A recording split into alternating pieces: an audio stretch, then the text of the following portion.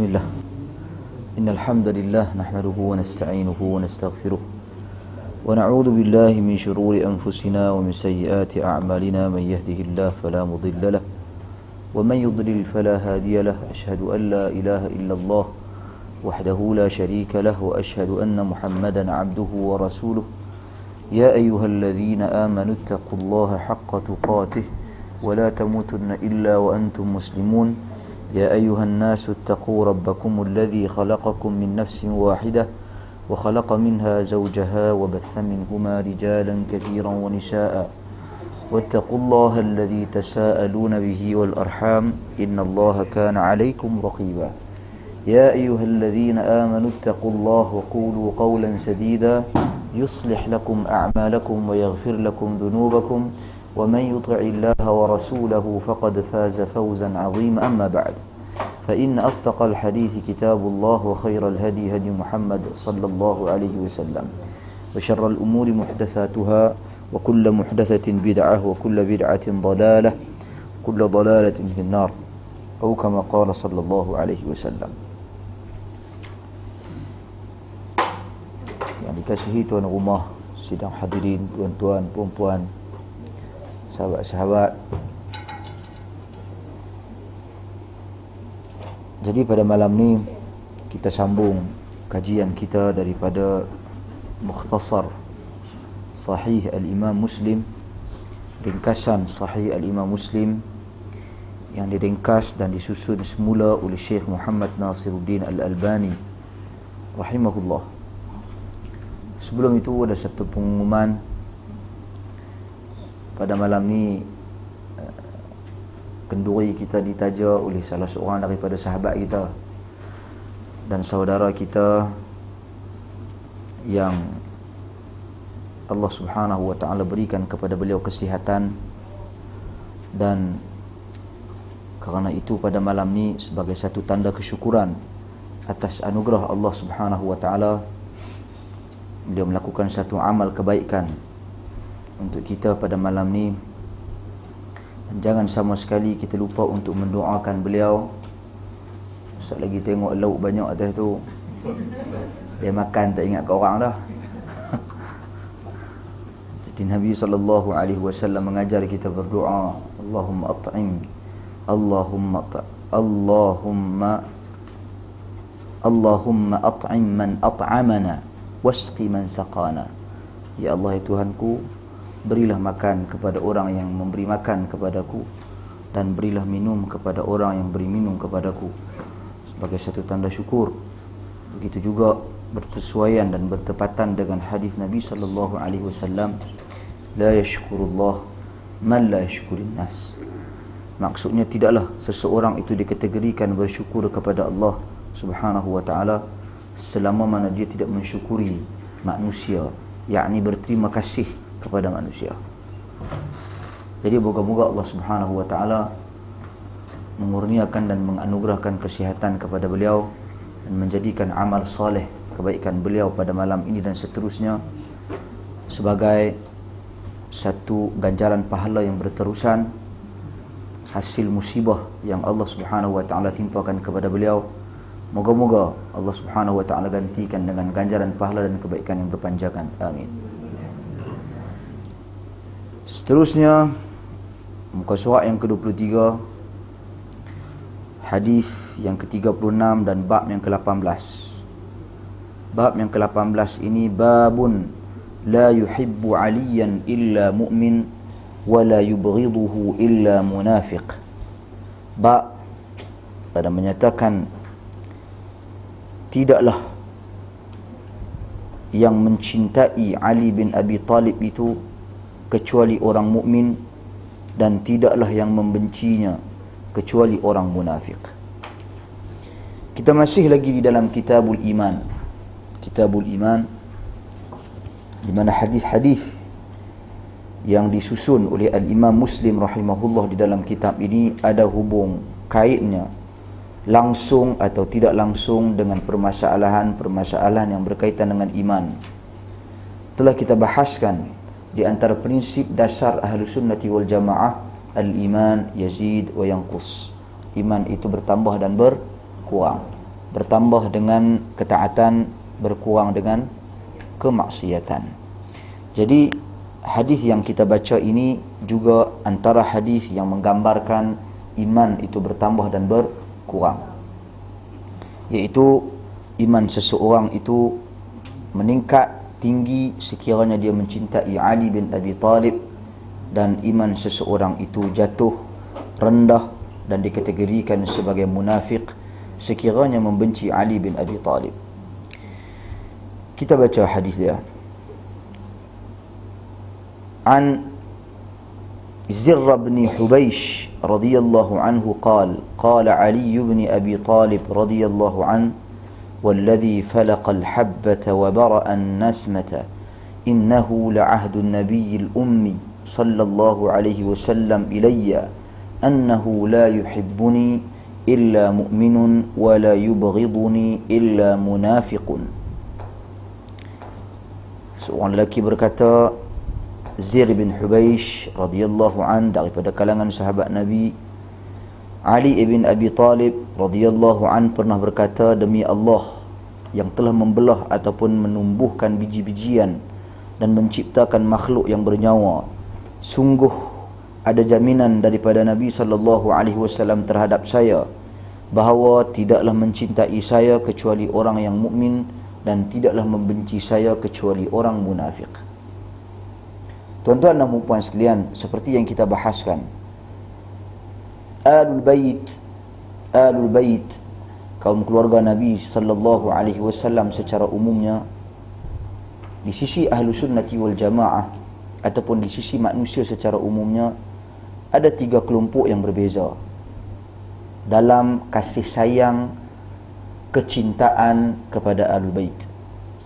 Pertama sekali, kelompok yang mana mereka melampau-lampau keterlaluan dalam mencintai Ahlul Bait sehingga mengangkat kedudukan Ahlul Bait ke tahap dan kedudukan yang tidak sewajarnya, di mana mereka memberi keutamaan kepada beberapa nama daripada kalangan Ahlul Bait yang mereka sukai dan yang mereka cintai. Bukan mereka memaksudkan Ahlul Bait seperti yang dimaksudkan dan ditaarifkan oleh Nabi SAW. Sedangkan Ahlul Bait ini, dia bukan sahaja keturunan berdasarkan pertalian darah, dia juga keturunan berdasarkan al-musaharah, iaitu hasil daripada perkahwinan. Seperti mana Ummul Mukminin Aisyah radhiyallahu anha, itu Ahlul Bait dari sudut umum. Akan tetapi lebih khusus dibicarakan dan dibincangkan di sisi Ahlu Sunnati wal Jamaah, Ahlul Bait adalah golongan-golongan yang dilarang, yang diharamkan ke atas mereka zakat, yang dilarangkan ke atas mereka zakat, dilarang ke atas mereka zakat. Jadi tuan-tuan dan puan-puan sekalian, itu lebih khusus dan itu merupakan ta'rifan yang lebih tepat. Jadi golongan yang pertama ni, mereka keterlaluan dalam mengangkat dan memuja Ahlul Bait. Siapa kelompok ni? Syiah. Yang mana telah kita jelaskan berulang kali, kelompok-kelompok dan pembahagian-pembahagian kelompok Syiah ada daripada kalangan mereka. Secara umumnya pada hari ini kita kata ada berapa itu? 3 kecenderungan Syiah pada hari ini. Kita tak bercerita Syiah 1000 tahun dulu, kita bercerita Syiah pada hari ini ada 3 kecenderungan. Pertama, kecenderungan ke arah memuji Ahlul Bait, puji Ahlul Bait ini yang terbaik, seperti Ali bin Abi Talib radhiyallahu an yang terbaik. Mereka tidak mengkafirkan Abu Bakar As-Siddiq dan juga Umar Al-Khattab serta sahabat-sahabat Nabi yang lain, akan tetapi mereka mengangkat kedudukan Ali bin Abi Talib lebih tinggi daripada kedudukan Abu Bakar, Umar dan sebagainya. Mereka ini pada hari ini dinamakan ataupun disebut sebagai Zaidiyah. Lama dah juga wujudnya Zaidiyah ini, akan tetapi saya cuba ceritakan, saya cuba kongsikan apa ataupun kelompok Syiah yang ada sekarang. Zaidiyah masih ada mereka. Itu satu. Kemudian, dan mereka lah juga merupakan Syiah yang paling dekat dengan Ahli Sunnah, walaupun secara dasarnya mereka belum daripada kalangan Ahlu Sunnati wal Jamaah. Tapi kalau orang tanya Syiah yang paling dekat, Maka jawapannya Syiah Zaidiyah. Begitu juga yang kedua, kelompok yang mana mereka ini lebih kepada mengkafirkan, menghina, menyesatkan dan mengkafirkan sahabat Nabi radhiyallahu anhum ajma'in. Inilah yang pada hari ini dikenali sebagai Syiah Imamiyah, Ithna Asyariyah, Imam 12. Juga mereka dikenali sebagai Rafidah daripada perkataan Ar-Rafdu. Ar-Rafd maksudnya mereka menolak siapa? Menolak kekhalifahan Abu Bakar As-Siddiq dan juga Umar Al-Khattab. Adapun kelompok Syiah yang pertama tadi, seperti yang saya katakan kepada Al-Fadil Ustaz di belakang, jawazu imamatil fadil ma'a wujudil afdal, iaitu harusnya menjadi imam orang yang baik ketika mana di sampingnya ada orang yang lebih baik. Jadi haruslah saya mengajak di sini, bukannya ustaz lagi bagus. Duduk di belakang pula, saya duduk di depan. Jadi harus di sisi Zaidiyah. Adapun di sisi kelompok kecenderungan Syiah yang kedua ini, iaitu golongan-golongan Rafidah, mereka tidak bersetuju dengan imamah ataupun dengan kekhalifahan pemerintahan Abu Bakar dan juga Umar Al-Khattab dengan pelantikan mereka berdua, termasuk Uthman ibn Affan. Bahkan mereka sampai ke tahap mengkafirkan Abu Bakar dan berdoa laknat bagi sahabat-sahabat Nabi yang agung. Bahkan disebut oleh Al-Khumaini di dalam bukunya, siapa yang menghadiri majlis pada malam tersebut, Dr. Suleiman As-Salumi, beliau menjelaskan tentang kenyataan-kenyataan Khumaini di dalam bukunya sendiri Al-Hukumah Al-Islamiyah, mendoakan laknat bagi Abu Bakar dan juga Umar dan menamakan mereka berdua sebagai berhala Quraisy. Abu Bakar dan Umar sebagai berhala Quraisy. Jadi mereka ini adalah Syiah. Jadi mereka menggunakan pelbagai nama pada hari ini, sama ada mereka menggunakan nama Ithna Asyariyah Imam 12, ataupun mereka menggunakan Imamiyah, ataupun Rafidah. Rafidah ni kita panggil kepada mereka kerana Ar-Rafdu, mereka menolak, mereka tidak menerima kekhalifahan Abu Bakar dan juga Umar dan juga Uthman. Begitu juga dinamakan mereka ini, ataupun mereka menamakan diri mereka sebagai Ja'fariyah. Dan itulah yang masyhur, yang mana apabila mereka masuk ke negara-negara ataupun negeri-negeri yang menolak kefahaman Syiah ini, Imamiyah, Ithna Asyariyah, Imam 12, maka mereka akan datang dengan nama Ja'fariyah. Mereka akan memanfaatkan nama Al-Imam Ja'far As-Sadiq, yang mana beliau salah seorang daripada Imam Ahlus Sunnati wal Jamaah. Oleh kerana beliau daripada kalangan keturunan Ahlul Bait, maka kita lihat kitab-kitab hadis Syiah, antara yang besar Usulul Kafi oleh Al-Kulaini, imam mereka, banyak bahkan menisbahkan riwayat-riwayat yang palsu kepada Ja'far As-Sadiq, sedangkan Al-Imam Ja'far As-Sadiq berlepas diri daripada tuduhan-tuduhan palsu mereka. Jadi mereka memanfaatkan, menggunakan nama Ja'far As-Sadiq. Ini satu pendustaan yang sangat besar, tuan-tuan dan puan sekalian. Itu yang kedua. Jadi hukum Ahlu Sunnati wal Jamaah ke atas Syiah, Imamiyah, Ithna Asyariyah ataupun Imam 12, begitu juga ataupun nama mereka Rafidah atau Ja'fariyah, hukum Ahlu Sunnati wal Jamaah ke atas mereka seperti yang telah dinyatakan kafir sekiranya mereka beriktikad dengan iktikad tersebut tanpa kejahilan, dengan sengaja, dengan ilmu, maka sebenarnya mereka telah jatuh kafir.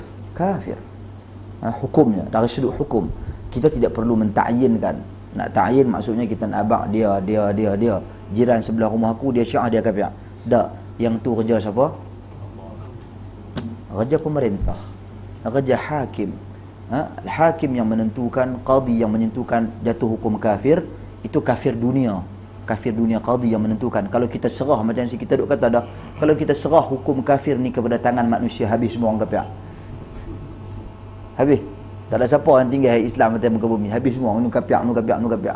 Jadi kita biar pihak tertentu yang menentukan, pihak yang berwajib. Adapun kafir di akhirat kelak dari sudut hukumnya itu adalah ketentuan Allah Subhanahu wa taala. Adapun kita pada hari ini membicarakan tentang hukum orang yang beriktikad dan mempercayai akidah-akidah kelompok-kelompok yang seperti ini. Mana mungkin tuan-tuan dan puan sekalian, golongan-golongan ini beriman kepada Allah Subhanahu wa taala dan Rasul sallallahu alaihi wasallam, yang mana Allah dan Rasul mencintai sahabat-sahabat Nabi yang mulia, tiba-tiba mereka bangkit dan mengkafirkan para sahabat Nabi radhiyallahu anhum ajma'in.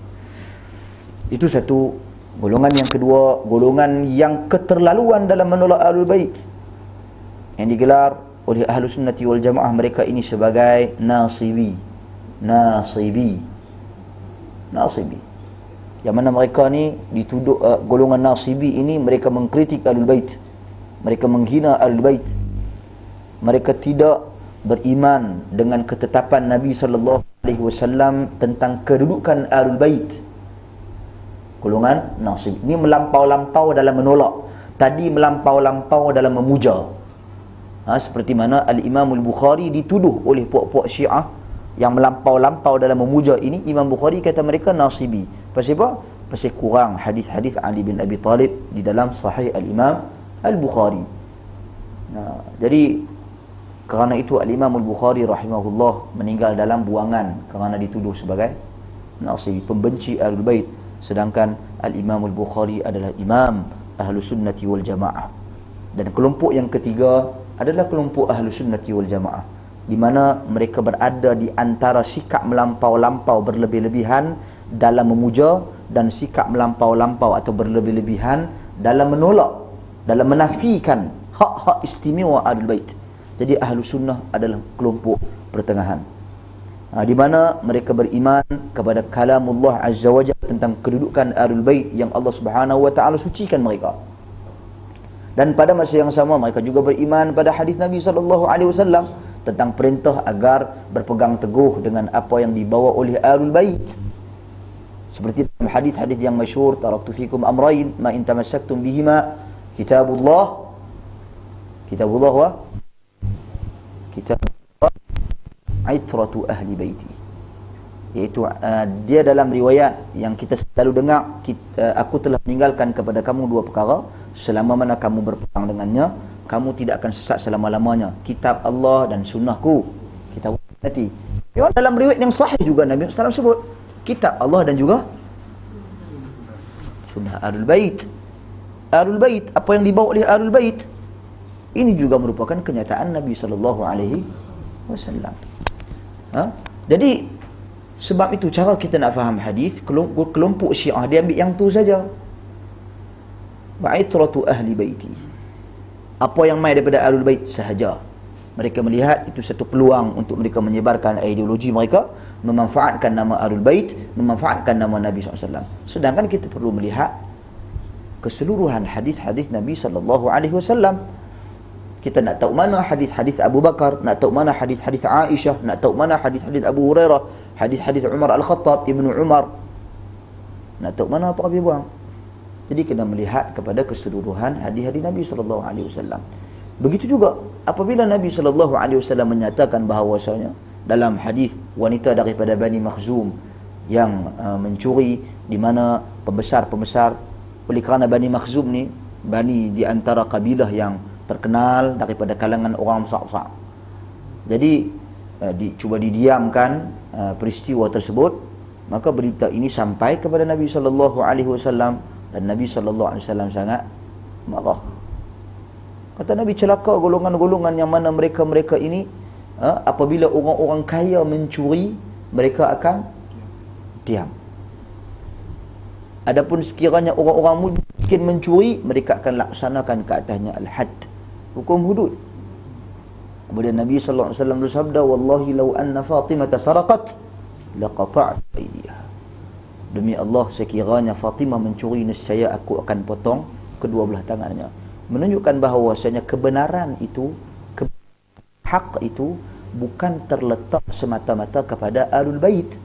Pada hari ini ramai orang mengaku Ahlul Bait, tapi terjun kolam dekat hotel tu pakai luar dalam saja. Ahlul Bait, kami Ahlul Bait. Tuan-tuan, ada sahabat saya hafizahullah, beliau juga mengaku, bukan mengakulah, memang dia daripada kaum keluarga yang menyatakan bahawasanya mereka adalah daripada kalangan Ahlul Bait. Kita tak nafi, kita tak boleh duk nafi orang. Dia mengaku, pergi dia buatlah. Kalau kita nak nafi, yang pilah buat siasatan, buat dakwaan, buat kajian, buat analisa, pilah buat. Dia nak mengaku, dia mengakulah. Kita pula jangan duk menidakkan.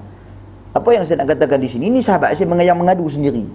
Buatlah perhimpunan kaum keluarga Nabi lah, kaum keluarga Ahlul Bait mereka di tempat tertentu, negeri-negeri tertentu, pusat peranginan tertentu.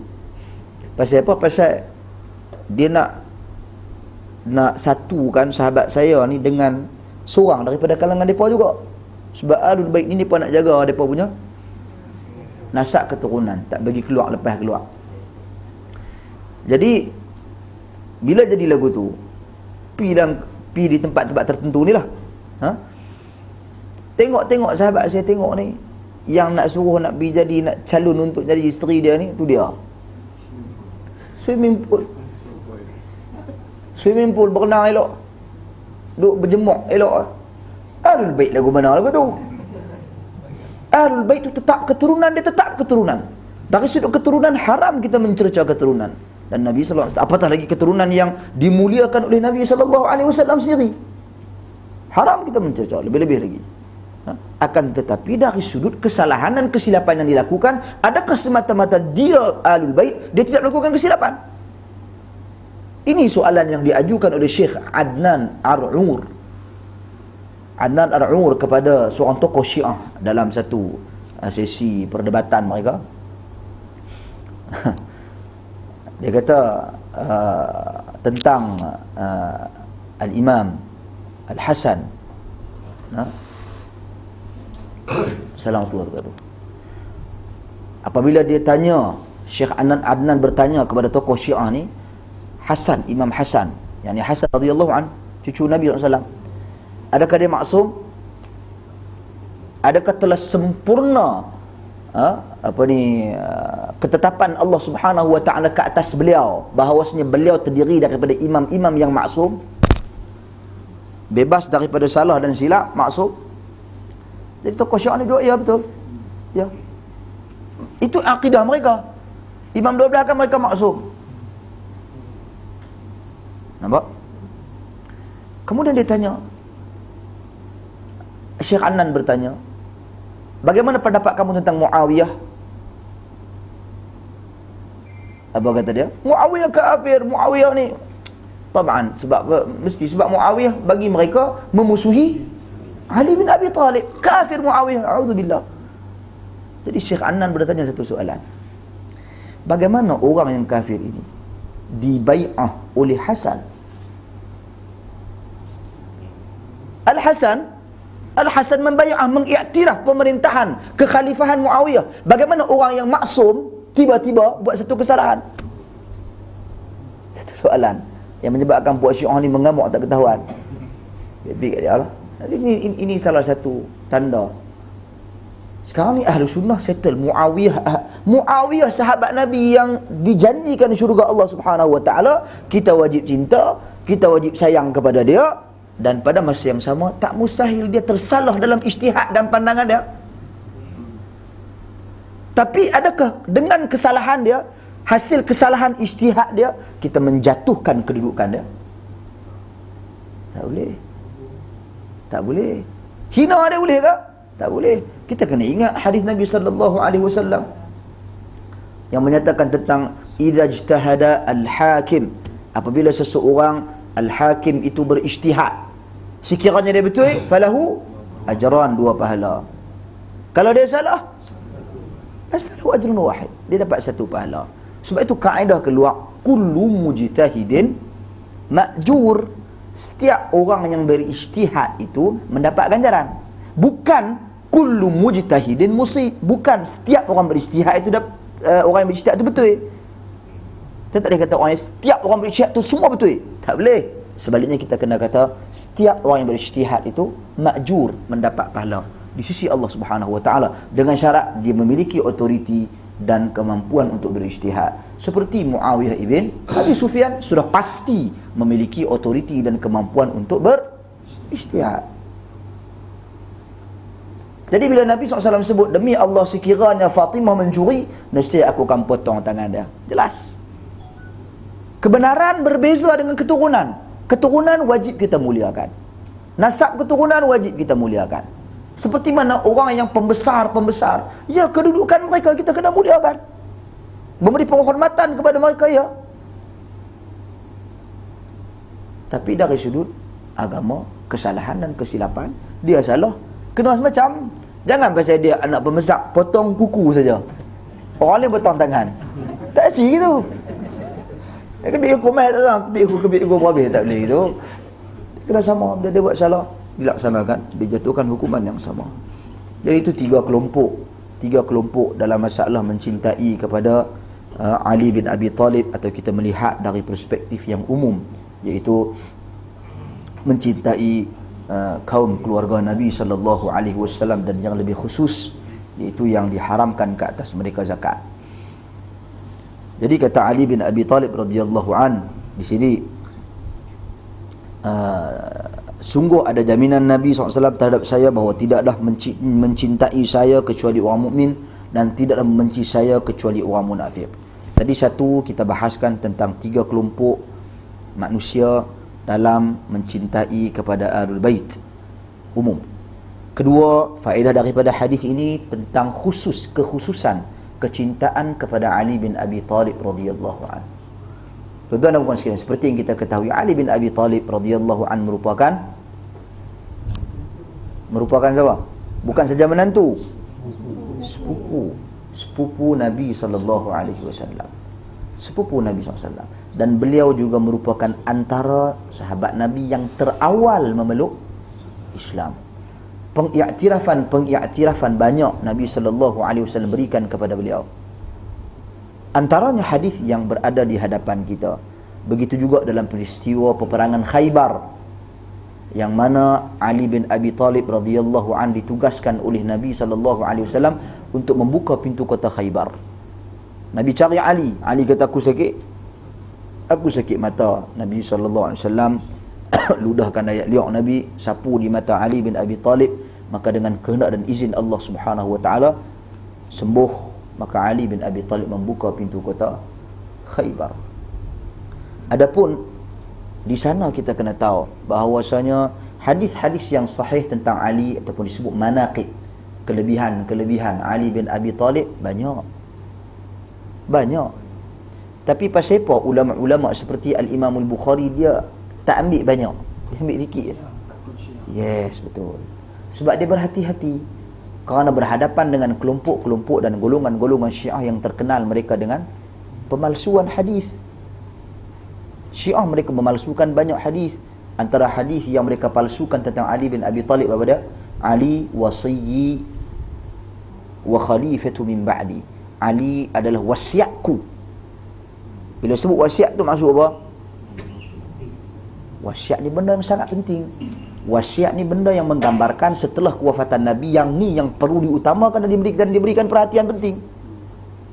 Wa khalifatu min ba'di, dan khalifah selepas daripada kematianku.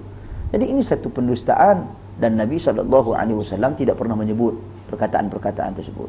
Perkataan-perkataan seperti itu menyebabkan di sana ada golongan-golongan yang juga melampau nak lawan dengan Syiah. Mereka juga mencipta hadis-hadis yang palsu demi mengangkat kedudukan Abu Bakar, Umar dan Uthman, sehingga kan kata mereka, inna fil jannati syajaratun, sesungguhnya di dalam syurga itu ada satu pokok, dan pokok ini kata mereka ada daun yang banyak.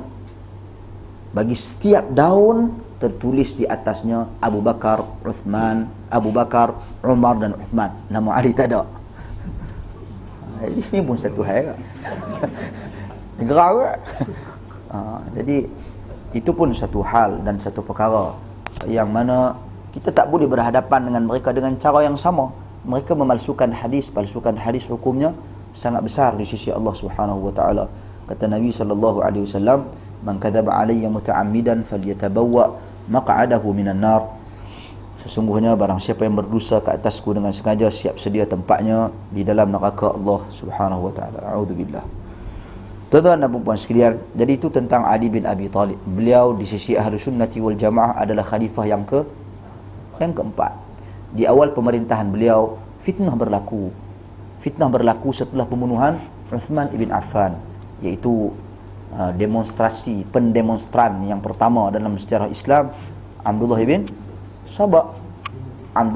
Sabah, yang mana sebahagian daripada golongan Syiah kontemporari, sebahagian daripada kelompok Syiah kontemporari cuba memadamkan sejarah Abdullah ibn Saba.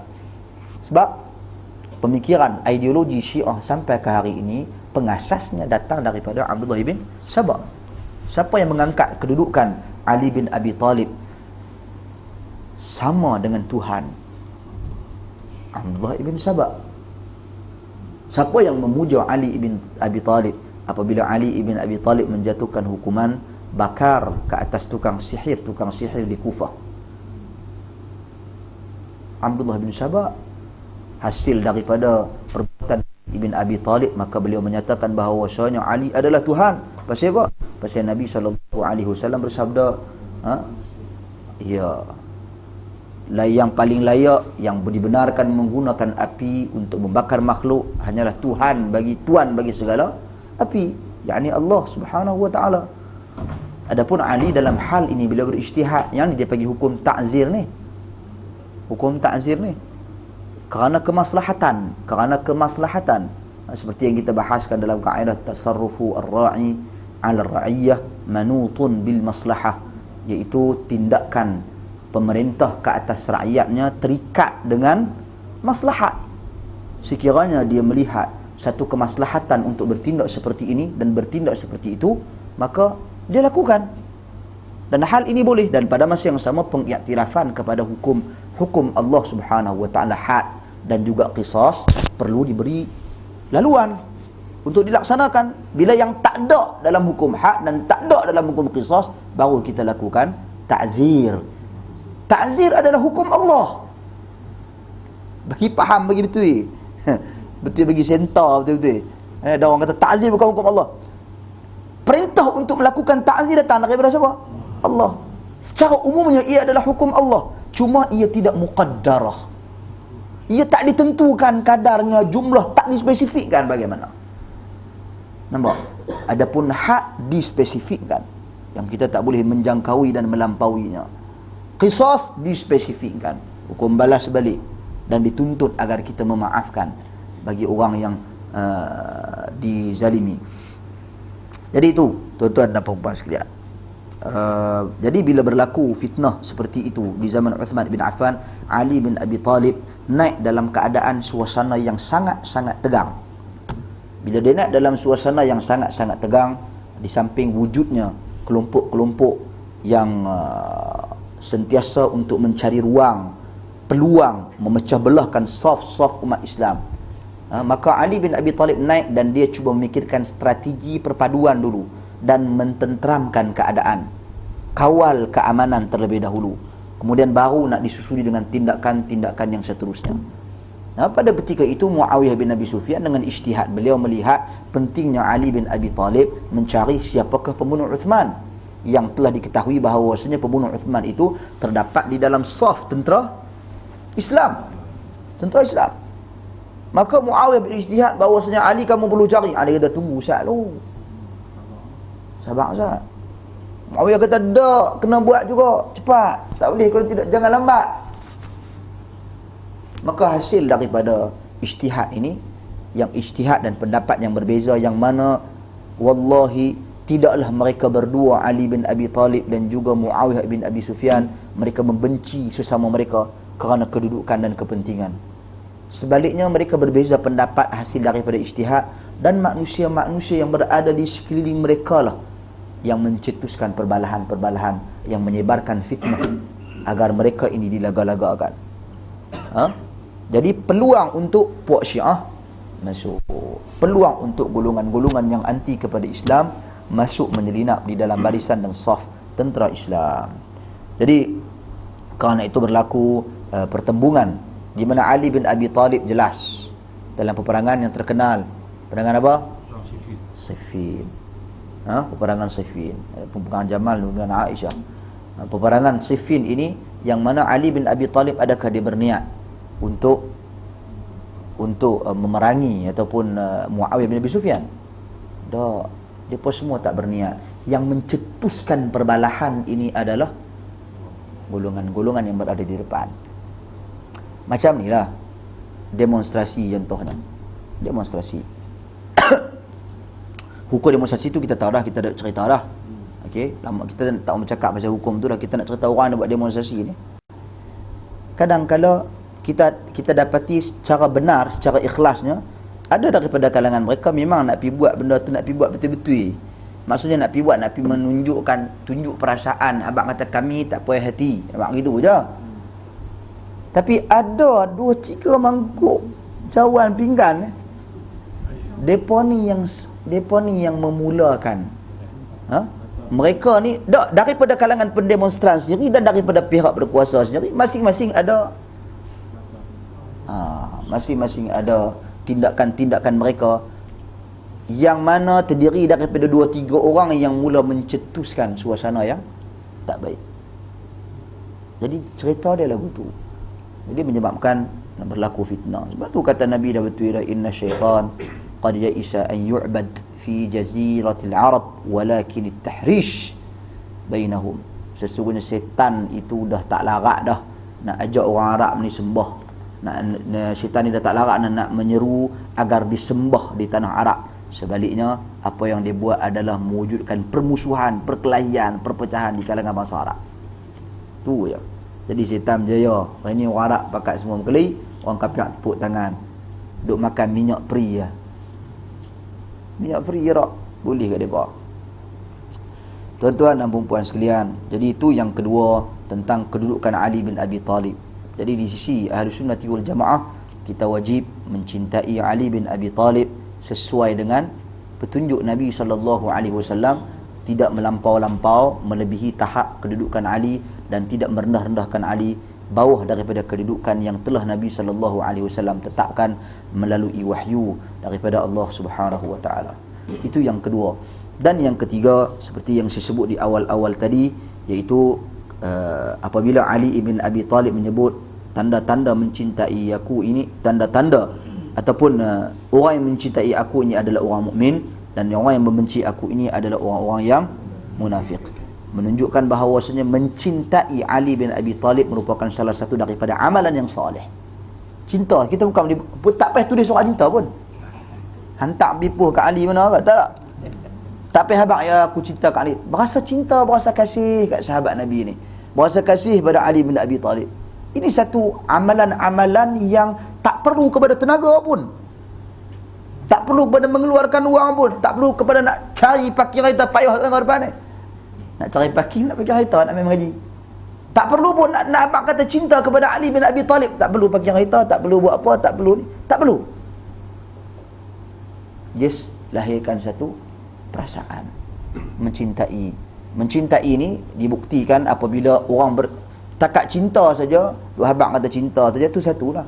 Tapi ia takkan sempurna selama mana tidak ada di sana perasaan benci kepada orang yang membenci Ali, cinta kepada orang yang mencintai Ali bin Abi Talib radhiyallahu anhu. Oh, jadi kalau begitu Ustaz kita cinta Syiah, tak boleh. Kita dah habaqlah tadi. Syiah dia depa dah terlebih. Volume terlebih sakit telinga orang dengar. Dia tak boleh. Dia kena kadar yang sederhana Ahlus Sunnah wal Jamaah. Okey. Jadi tuan-tuan dan puan sekalian, nampak dinyatakan di sini tidaklah membenci saya kecuali golongan-golongan al-munafiqun, golongan-golongan munafik. Pasal apa golongan munafik ni? Pasal apa Ali bin Abi Talib menyebut golongan munafik? Mengapa Ali bin Abi Talib tak sebut siapa yang tak mencintai aku maka dia ni terdiri daripada kalangan orang yang lemah imannya, tak ada imannya, kurang imannya? Pasal apa? Sebab kalau dilihat apabila Ali bin Abi Talib memegang tampuk pemerintahan, siapa yang memainkan peranan untuk melaga-lagakan antara Ali dan juga Muawiyah? Orang Islam. Mana? Yang mana menzahirkan Islam mereka, menyembunyikan kekufuran mereka. Munafik. Orang munafik yang memainkan peranan ini. Jadi bila Ali kata membenciku, berarti juga yang tidak mentaati perintahku, yang menyeru kepada kebaikan. Benci. Termasuk ke semua manusia-manusia yang seperti itu. Maka ini tiga faedah yang kita perolehi daripada hadis Ali bin Abi Talib radhiyallahu an, iaitu tentang mencintai dan membenci Ali. Mencintai Ali dikategorikan sebagai orang yang mukmin, dan membenci Ali dikategorikan sebagai golongan munafik. Kita kena faham bila sebut perkataan mukmin beriman. Mukmin beriman kan? Kita ada berapa rukun iman? 6 rukun iman. Rukun iman tu ada 6. Yang ni wajib tak kita cinta ni? Kau sunat je cinta? Wajib cinta. Lepas tu pasal apa tak masuk dalam rukun?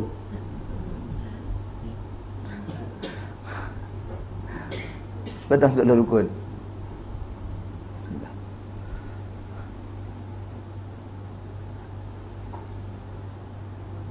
Siapa? Pasal Nabi tak masuk lah. La ilaha illallah. Pasal Nabi tak masuk dalam rukun. Akan tetapi dia wajib ke tak? Wajib. Rukun, kalau dilihat rukun Islam yang asas ada 6 perkara. Beriman kepada Allah, beriman kepada para malaikat, beriman pada kitab-kitab, beriman kepada para rasul. Nampak? Kemudian beriman kepada hari kiamat. Beriman kepada qada dan qadar. Okey. Beriman kepada Allah, beriman kepada malaikat, beriman pada kitab, beriman pada rasul. Ini semua terlibat dengan wahyu. Malaikat terlibat tak terlibat dengan wahyu? Malaikat bukan yang turunkan wahyu. Malaikat diperintah oleh Allah untuk turunkan wahyu. Alkitab, kitab-kitab ni terlibat tak dengan wahyu? Terlibat.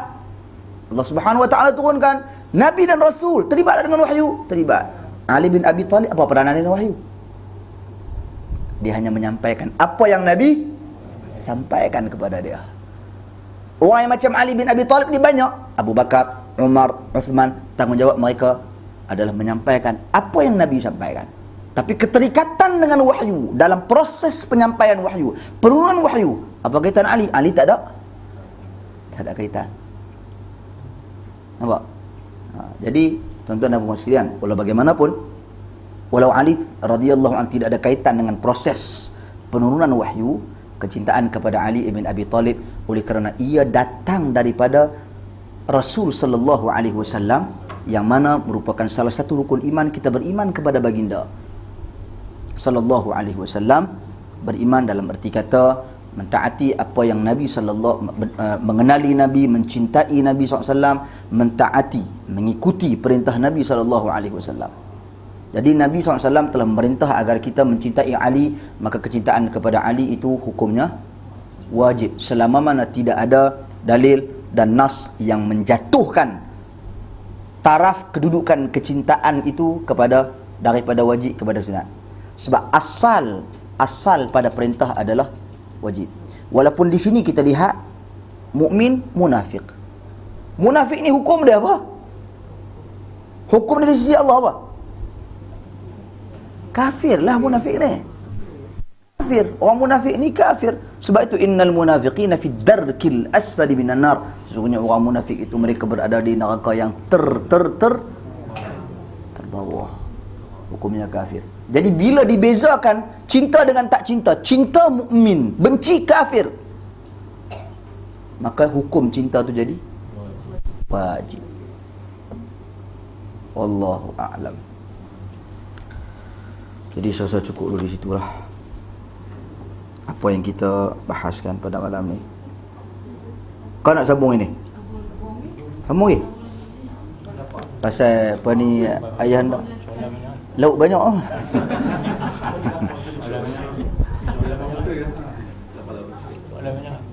Pasal soalan ada ni, pasal soalan ada. Bismillah. Ini ada beberapa soalan di sini. Bilakah waktu yang afdal untuk kita solat witir, sebelum atau selepas tidur? Daripada Abu Hurairah radhiyallahu anhu menyebut Nabi SAW menyuruh Abu Hurairah melakukan solat witir sebelum tidur. Walau bagaimanapun ada hadis lain di mana Nabi SAW memuji Sayyidina Umar kerana Umar bersolat witir selepas tidur untuk qiyamul lail. Okey. Tuan-tuan dan puan sekalian, kita dah sebut, kita dah bahaskan. Solat witir ni solat apa? Terdiri daripada solat malam. Solat witir terdiri daripada solat malam. Solat malam ni solat yang dilakukan sebelum daripada tidur dengan solat yang dilakukan selepas daripada tidur. Dua-duanya adalah solat malam, tapi kualiti berbeza. Macam buah durian lah. Buah durian, takak buah durian pada biasa buah durian siam tu besar-besar tu, dengan buah durian udang merah musang king, lain. Oh. D24, D berapa kot lain dia punya rasa, tapi dia riang ke tidak? Riang juga. Itu bahasa mudah faham. Jadi semayang malam lepas daripada isyak itu dikategorikan sebagai semayang malam. Cuma kualitinya berbeza apabila satu solat dilakukan sebelum tidur dengan selepas daripada tidur. Berdalilkan tindakan Nabi SAW memuji Abu Bakar As-Siddiq memuji Umar Al-Khattab bila Umar lakukan selepas bangun daripada tidur. Adapun Abu Bakar lakukan sebelum daripada tidur. Jadi solat apa pun witir. Witir ni solat siang atau solat malam? Solat malam. Maka lakukan selepas daripada tidur itu adalah yang terbaik. Wallahu a'lam. Dalam kitab fiqh mazhab Syafi'i, Fiqhul Manhaji, Dr. Mustafa Al-Khin, Mustafa Al-Bura dan Ali Syarbaji yang diterjemahkan oleh Rasulullah sedia berhad semua, disebutkan solat witir itu sekurang-kurangnya 1 rakaat seperti yang diriwayatkan oleh Siti Aisyah, tetapi sebut pula solat witir dengan 1 rakaat adalah makruh. Benarkah ini pendapat Al-Imam Syafi'i? Benarkah pula ianya makruh? Harap beri dalilnya juga. Imam Syafi'i sebut ke makruh? Imam Syafi'i sebut ke ataupun fiqh Syafi'i? Fiqh Syafi'i bukan pendapat Imam Syafi'i. Kalau nak tanya ada yang dia kata ni adalah pendapat Syafi'i. Dah, kita kena bezakan. Kita dah jelaskan daripada awal-awal lagi dulu bahawasanya mazhab Asy-Syafi'i berbeza dengan mazhab Al-Imam Asy-Syafi'i. Dia beza.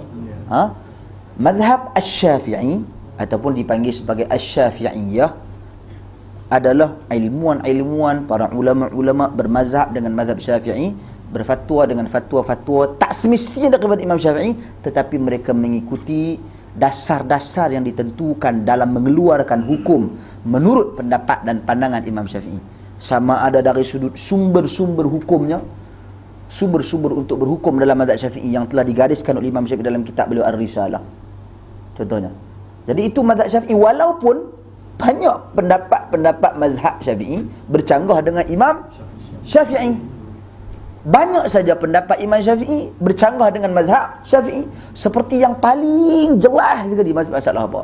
Kita duk selalu sembang. Baca Quran sampai ke tak sampai kepada si mati. Mazhab Syafi'i kata sampai. Pendapat Al-Imam Syafi'i tak sampai. Pendapat Al-Imam Syafi'i tak sampai. Dan banyak lagi hal-hal lain. Begitu juga dalam mazhab Syafi'i sendiri. Yakni dalam mazhab Syafi'i, bila sebut mazhab Syafi'i faham beza dengan pendapat Imam Syafi'i. Dalam mazhab Syafi'i sendiri, ulama-ulama bermazhab Syafi'i sendiri seperti Imam Nawawi rahimahullah, berapa banyak dia menyelisihi mazhab Syafi'i juga. Contoh, dalam masalah khinzir. Dalam masalah khinzir nak disamakan dengan anjing dari sudut hukum sama. Adakah nak kena sama juga khinzir 8 kali, 7 kali dengan ayak, yang ke-8 dengan tanah, sama seperti yang dilakukan ke atas jilatan anjing? Al-Imam Nawawi rahimahullah menjelaskan secara terang dalam Al-Majmu' bahawasanya beza hukum anjing dengan hukum khinzir, dan ini menyelisihi mazhab kami, kata dia. Nampak tak? Dan dia menjelaskan dari sudut kekuatan nas, kekuatan dalil. Maka pendapatnya mengatakan bahawasanya, kata beliau mengiktiraf dan mendokong pendapat tersebut, membezakan antara anjing dengan khinzir. Jadi pendapat Imam Nawawi, khinzir dia kena sama tak kena? Tak kena sama. Anjing, jilatan anjing yang kena sama. Nah, cuma Al-Imam Nawawi dia pergi membahaskan tentang beliau lebih bersetuju menyentuh anjing secara keseluruhan, tidak memberi fokus kepada jilatan semata-mata. Walaupun di sana bagaimanapun di sana perbincangan panjang di kalangan ahli ilmu. Itu nak abang bagi. Jadi bila sebut dalam Fiqhul Manhaji ni, guru kami lah Dr. Mustafa Al-Bura, saya sempat dengan dia di Jordan. Dia dipinjamkan daripada Syria, daripada Jami'atul Dimashq di Damsyik. Dia dipinjamkan ke Jordan, ingat saya dalam tempoh hampir 2 tahun. Jadi dia mengajak kami. Saya tanya dia tentang sejarah penulisan buku ni. Dr. Mustafa Al-Khin ni guru dia, jadi dia tulis pakat dengan guru dia.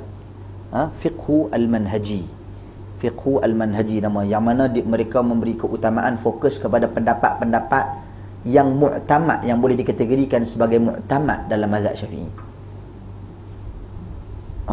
Iaitu mereka kumpul penulisan-penulisan daripada Mughnin Muhtaj, Tuhfatul Muhtaj, tulisan-tulisan Al-Imam An-Nawawi, Khatib Asy-Syarbini, Syekh Zakaria Al-Ansari, dan juga Ibnu Hajar Al-Haythami, Ibnu Hajar Al-Makki, yang mana mereka-mereka ini Ar-Ramli dikategorikan merupakan yang mengeluarkan pendapat-pendapat dan pandangan-pandangan yang mu'tamad dalam mazhab Syafi'i.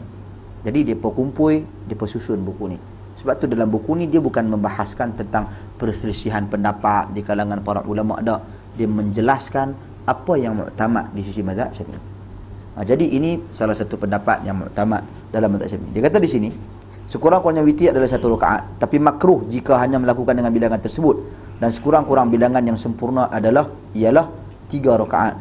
Didirikan 2 rakaat, kemudian 1 rakaat. Jumlah yang paling sempurna ialah 11 rakaat dengan memberi salam pada setiap 2 rakaat. Kemudian diakhiri dengan 1 rakaat. Jadi dia bagi dalil di sini, al-witru raka'atun min akhiril lail. Sebenarnya witir itu adalah 1 rakaat di akhir malam. Al-Bukhari dan Muslim. Ini dalil dia sangat jelas. Dalil tentang hal ni sangat jelas bila kita dok baca, bila Nabi SAW sebut di dalam hadis, salatul lail mathna mathna, sembahyang malam itu 2. Kemudian apabila kamu takut akan masuknya waktu subuh, tutup dengan berapa rakaat?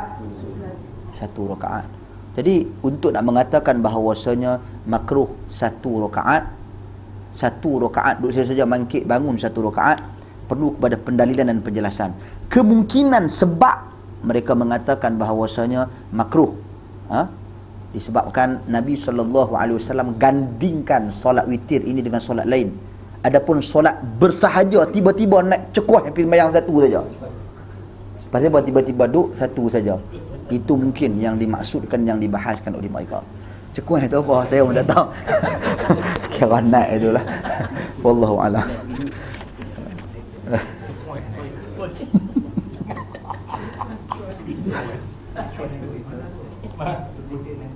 Okey. Itu saya pun tak tahu bahasa mana tu. Difahamkan bahawa umat Islam digalakkan mendirikan solat raya di tempat yang lapang seperti padang dan sebagainya. Di dalam kitab yang sama disebut tempat yang paling afdal, tempat yang paling banyak dapat memuatkan jemaah. Jika kedua-duanya sama besar, maka masjidnya lebih afdal. Dan disebutnya lagi, apabila masjid itu luas, boleh menampung semua orang, maka ketika itu tidak ada lagi makna pada kelebihan sembahyang di padang. Yang ni Allahu alam, saya tak setuju dan saya lebih cenderung kepada pendapat jumhur para ulama, sebilangan besar para ulama, iaitu solat di padang. Solat di padang. Mungkin mereka mengambil pendalilan dan pengujahan ini apabila para ulama-ulama berbincang tentang kedudukan solat di dalam Masjidil Haram dan juga solat di Masjidil Nabawi. Kita telah bertanya kepada guru-guru kami di Madinah tentang hal ini, mengapa tidak dilakukan di sana solat di tengah padang. Kerana di tanah Arab, di Mekah dengan di Madinah tak ada tempat nak cari padang yang luas yang boleh menghimpunkan semua manusia. Kerana solat raya, apatah lagi raya haji, nak kumpul nak cari padang mana? Nak cari padang mana, semua orang nak pergi ke Arafah, jenuh. Ya. Dah sekarang ni dia nak apabila nak pergi solat di tengah padang, nak pergi cari padang mana? Jadi hasil daripada hal tersebut, mereka berpendapat ada tempat-tempat tertentu di negeri-negeri tertentu di dalam Saudi memang buat di tengah padang. Termasuk. Jadi sepatutnya, dan satu hal yang paling penting juga, itu jawapan mereka. Satu hal yang paling penting juga, kita di sini tak semestinya kita menjadikan apa yang mereka buat itu sebagai kita punya dalil. Dalil kita adalah apa yang datang daripada Nabi SAW. Mungkin mereka dengan ijtihad mereka, sebab mereka lebih mengetahui susun atur negara mereka, permasalahan tempat yang mereka hadapi. Contoh kita katakan, kalau kita di Kuala Lumpur, kita nak cari padang mana, mungkin satu benda yang kita boleh fikirkan, wujud apa tidak usaha-usaha di sana. Mungkin masalah yang kita hadapi, masalah kedua di sini, iaitu cuaca, hujan. Tengah-tengah siap dengan buat semua mikrofon besar, semua speaker besar, hujan deraum, jenuh, nak duduk kilit, nak pergi mana. Contoh, itu permasalahan-permasalahan yang mungkin berlaku. Tetapi menjadi satu kewajipan para ilmuwan, para asatidah bila bercakap tentang benda ni, dia kena jelaskan dulu yang asal, kelebihan, fahamkan masyarakat, Fahamkan masyarakat dengan hal-hal yang seperti ini. Biar tahu bahawasanya benda yang paling afdal. Al-Imam Ibnul Qayyim ulas panjang bagi cerita. Ibnu Hajar juga mengulas dalam Fathul Bari. Dan Al-Imam Nawawi juga menjelaskan dalam Sahih Muslim tentang kedudukan salat di padang. Dan jelas, dan paling jelas kali Nabi SAW sebut di dalam hadis, Nabi perintah semua perempuan keluar, semua yang haid ke, yang tak haid ke, yang kecil ke, baligh ke tak baligh ke, suruh keluar semua. Yang haid duduk di tepi. Pasal apa Nabi suruh keluar? Yashhadnal khair wa da'atal muslimin. Tengok kebaikan dan juga doa-doa orang yang tengok doa orang Islam. Ini perintah Nabi SAW dan juga ia menampakkan perpaduan ramai. Walaupun tempat tu naik lagu tu ke, turun naik turun landai ke macam mana ke, tapi setidak-tidaknya dilihat umat Islam berkumpul pada satu tempat dengan satu tujuan. Ni perhimpunan besar-besaran berapa kali? Merdeka, betul. Lagi malam New Year. Tahun New Year. Demonstrasi. Betul. Lagi Maulid Nabi. Jalan berawak ramai-ramai jalan lawan. Kalau hari merdeka ni depan lawan pakaian siapa yang hebat ni kan? Dia panggil apa? Tunjuk siapa pakaian depa bagus daripada dapat menang lah kan. Maulid Nabi pun gitu juga. Pakaian ala Islami pula siapa hak paling bagus. Depa je banner depa bagus, depa semua bagus. Jadi itu perhimpunan yang kita buat. Nak tanya, pada ketika itu kita bincang ke tak takut-takut hujan? Ada kan dibincang. Orang yang buat anjurkan event ni pasti mereka duduk dan membincangkan plan B kalau hujan ni nak kira lagu mana ni? Nak kira lagu mana? Depa akan buat. Depa akan buat. Sadar bagi cadangan, kena jalan juga kita biar pi, kita saut juga dan sebagainya. Jadi kalau dalam hal-hal seperti itu kita tak mau nak bincang tentang hukum majlis-majlis tersebut. Kita bincang kalau dalam event-event seperti itu kita boleh adakan satu usaha yang tinggi di sana untuk buat, mengapa dalam hal-hal yang jelas disyariatkan kita kurang berfikir tentangnya dan cuba carikan takwilan. Ada satu dalam siaran televisyen, satu program tertentu lah, yang orang tanya ustaz jawab. Jadi ada satu program ni, ada satu lah, wallahu alam. Jadi jadi apa ni, si ustaz alhamdulillah telah menjelaskan dalil tentang kedudukan solat di tanah lapang, dia jelas clear. Tapi last sekali dipetiknya dia kata walau bagaimanapun di sana terdapat satu pendapat dalam mazhab Syafi'i. Kita kena tahu jumhur ulama dalam masalah ni bersepakat, termasuk kesembilanan besar ulama dalam mazhab Syafi'i bersepakat solat di tanah lapang lebih afdal. Saya katakan yang asas. Soal masalah masjid sempit, masjid besar, kawasan sempit, yang tu bab kedua. Tapi yang asal semua bersepakat afdal solat di luar masjid tanah lapang. Okey. Jadi dia kata ada pendapat dalam yang mengatakan bahawasanya di masjid harus. Maka ini mazhab Syafi'i. Maka itu yang ditekankan berulang kali sampai habis majlis. Sampai habis program. Maka yang mana orang akan keliru. Jadi habis-habis tadi baca dalil bagus dah, tiba-tiba penutup habis. Wallahu a'lam. Contoh dan sekalian, ini yang keempat, wuduk mengikut hadis Uthman ibn Affan. Nabi SAW menyapu kepalanya dari bahagian depan ke bahagian belakang, sekaligus menyapu kedua-dua telinganya dengan tidak mengambil air yang lain. Juga hadis Abdullah bin Zaid pun hadis yang sama. Dalam kitab di atas disebut hadis Abdullah bin Zaid, aku melihat Nabi SAW berwuduk, lalu baginda mengambil air untuk menyapu kedua telinga daripada air yang diambil untuk menyapu kepala. Tuan-tuan dan puan sekalian, hadis tentang sapu kepala sekaligus dengan sapu telinga ni cerita panjang. Pertama sekali tentang kedudukan hadis ni. Kedudukan hadis Abdullah bin Zaid yang dipertikaikan daripada riwayat Al-Hakim. Ya, juga Al-Imam Az-Zahabi seingat saya juga di antara yang menilai lemah hadis membezakan antara sapuan air kepala dengan telinga. Asing-asing. Sebab yang menilai, yang mengkritik hadis ini adalah Al-Imam Az-Zahabi juga di dalam penilaian semula beliau ke atas kitab Al-Mustadrak oleh Al-Imam Al-Hakim. Itu seingat saya, kalau saya salah minta tolong maklumkan semula. Itu yang saya ingat. Itu satu. Yang kedua, perselisihan tentang adakah telinga termasuk sebahagian daripada kepala. Disebabkan di sana ada satu hadis juga dipertikaikan kedudukan dia. al-udhunan minar ra's. Kedua telinga itu adalah daripada kepala. Dipertikaikan kedudukan dia. Walau bagaimanapun kata seorang ulama kontemporari, Syekh Muhammad Nasiruddin Al-Albani, juga Syekh Syu'aib Al-Arnaut, menyatakan bahawasanya hadis tersebut adalah hadis yang hasan li ghairihi, hadis yang hasan. Daripada hadis inilah mereka berdalilkan bahawasanya sapuan kepala itu termasuk sapuan telinga, sebab telinga termasuk dalam kepala. Berdalilkan umum firman Allah Subhanahu wa taala, wamsahu bi ru'usikum wa arjulakum. Hendaklah kamu sapu apa? Sapu kepala. Siapa punya telefon? Tak ada telefon. Okey. Okey. Jadi wamsahu bi ru'usikum, sapulah kepala kamu. Maka kepala di situ membawa maksud sekali telinga. Maka sapuan pula dengan telinga. Walau bagaimanapun ia adalah hal yang diperselisih oleh ahli ilmu tentangnya, wallahu alam. Dan kita lebih kepada hadis yang sangat jelas kesahihannya, yang tidak lagi dipertikaikan kesahihannya, iaitu hadis Uthman ibn Affan radhiyallahu anhuma, di mana beliau Uthman menunjukkan kepada kita cara Nabi SAW berwuduk, dan beliau tidak membezakan antara sapuan kepala dengan sapuan telinga, yakni beliau mengambil daripada air yang sama, iaitu sekali celupan air di tangan, dibasahkan di tangan, kemudian disapukan kepala, bermula daripada hadapan ke belakang, kemudian patah balik ke depan, kemudian terus sapu kedua telinga. Wallahu a'lam. Okey. Jadi saya rasa kalau tak ada apa dah, kita berhenti di sini dulu tuan-tuan dan puan-puan sekalian. InsyaAllah kita sambung pada sesi yang akan datang. Subhanakallahumma bihamdika asyhadu an la ilaha illa anta astaghfiruka wa atubu ilaik. Assalamualaikum warahmatullahi wabarakatuh.